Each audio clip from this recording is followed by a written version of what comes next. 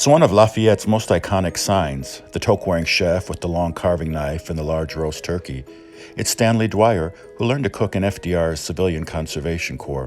In 1965, Dwyer bought and renamed the diner and turned it into a plate lunch paradise known for hearty breakfasts as well.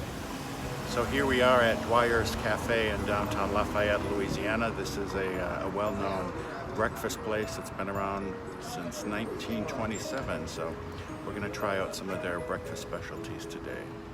Dwyer's Cafe in downtown Lafayette, Louisiana, been around since 1927. So my niece Isabel got the crab cake Benedict. Looks pretty good. Got some eggs over easy, a nice biscuit on the side. I got the shrimp and grits because the sauce looked interesting. My niece Olivia got the eggs Benedict with sausage. That looks good also. And then Ramon, nice big pile of toast next to his shrimp omelet.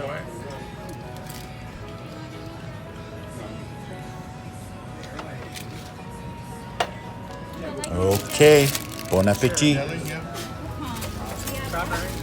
Strawberry. Alright, so I'm trying the shrimp and grits, the house specialty.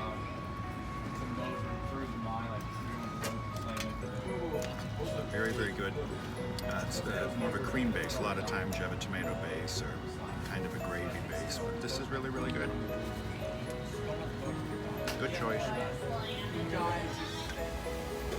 Everyone else enjoyed their breakfast as well, so maybe we'll have to come back and try one of their lunches. They're famous for their steam table in the back. Make sure you do some sightseeing when you're in this part of Louisiana, and add Dwyer's Cafe to your list of places to stop for breakfast.